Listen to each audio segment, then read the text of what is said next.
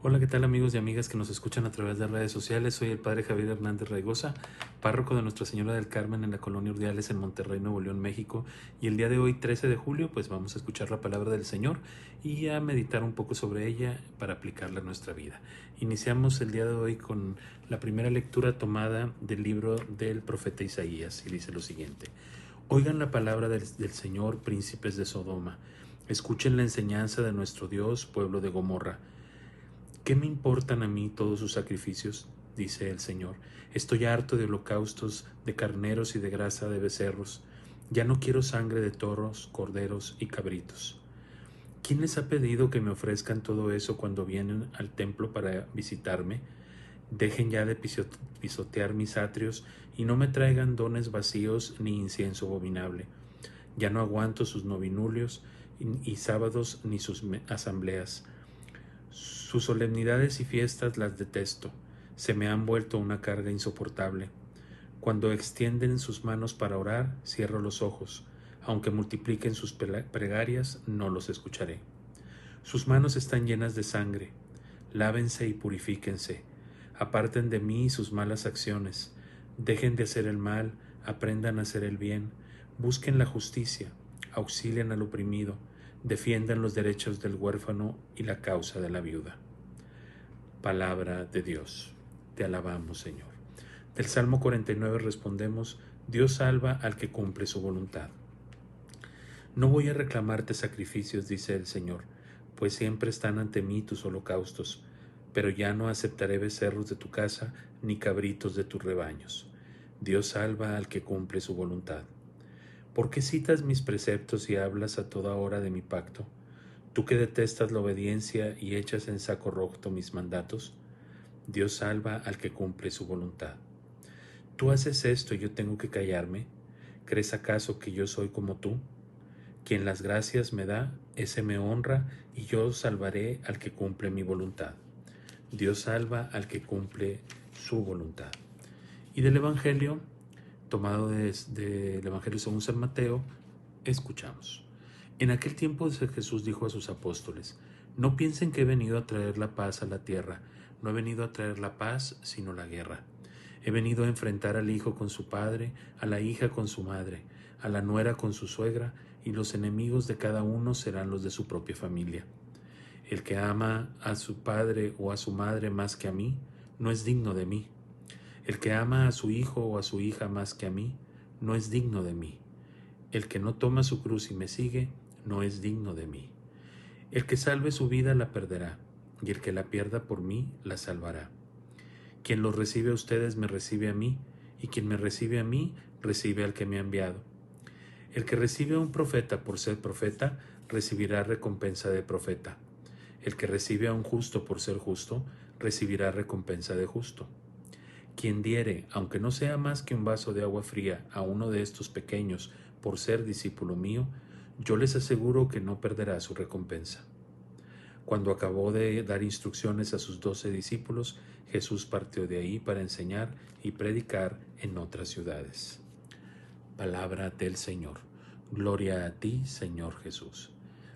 Muy bien, pues tenemos ya estas lecturas que escuchamos el día de hoy y ahora cambiamos de profeta. Ahora tenemos al profeta Isaías. Hasta la semana pasada habíamos tenido al profeta Oseas, ahora el profeta Isaías, que pues si se fijan va casi en la misma línea de lo que el profeta Oseas predicaba para el pueblo de Israel. Isaías, que les recuerda que pues es importante el rendir culto a Dios, claro que es importante, es bueno, más que para Dios, para nosotros. O sea, yo creo que todos tenemos claro que los cultos que le damos a Dios, pues no es que Dios los necesite, es que nosotros somos los que alimentamos nuestra alma, y al acercarnos a ese culto que nosotros hemos creado para Dios, pues es un culto que nos hace mucho bien a nosotros porque nos acerca a Él, pero no es algo que Dios le haga alguna cosa. Digo, no podemos estar pensando que porque si voy a misa le hago un favor a Dios, o porque si rezo el rosario o hago una novena le estoy haciendo un gran favor a Dios por atenderlo y por ponerle tiempo de mi tiempo que Él me dio, por supuesto, ¿verdad? Pero bueno, la cosa es que en la lectura que escuchamos, pues parece ser que el pueblo de Israel pues estaba cometiendo un grave error. Estaba como queriendo que a través de los cultos dominar o hacer como pactos con Dios para que entonces, si yo hago este culto, entonces tú tienes que responderme de esta manera.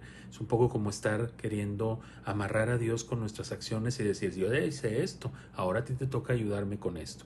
Y eso, conforme fue pasando el tiempo, se fue convirtiendo en algo pues aborrecible para Dios. ¿Por qué? Porque ya el pueblo ya no tenía el corazón centrado en Dios, lo tenía centrado más bien en el puro culto y faltaban a la caridad, no tenían amor ni respeto por los más pobres. Por eso al final termina diciendo, me sirve más y me agrada más que ustedes tengan compasión de la viuda, del huérfano, etcétera, que ustedes hagan este tipo de cultos para mí, ya lo aborrezco.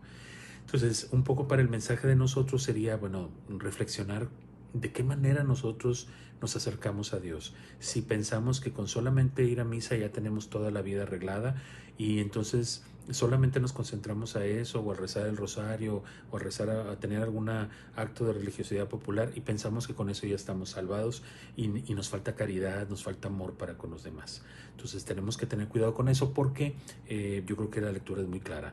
No podemos dejar que la religión o las expresiones de la religión o el culto que le rendimos a Dios llegue a ser un culto hipócrita, llegue a ser un culto que solamente le interese quedar bien con Dios, cuando en realidad pues Dios no necesita de eso, el que lo necesita soy yo, el que nutre mi alma soy yo, y la mejor manera de demostrarle a Dios que este culto me está sirviendo es la caridad y el amor que pueda tener con los demás. Y en el caso del Evangelio, pues está esta lectura que ya salió hace unas semanas en el domingo, y que nos habla de que Jesús nos está pidiendo que Él sea la prioridad en nuestra vida. A veces nosotros ponemos otras cosas por encima de Dios, inclusive a la familia, y decimos que es que, por ejemplo, y pongo mucho este ejemplo en las homilías, no voy a misa porque me llegó de último instante la familia, y luego, o sea, que no le puedes decir a tu familia que se vaya contigo a misa, o no le puedes decir que vayan a lo mejor a otra hora cuando saben que tú vas a misa por la mañana. A veces hasta la familia la ponemos como por encima del amor que debemos de sentir por Cristo o por la iglesia o por Dios, ¿verdad?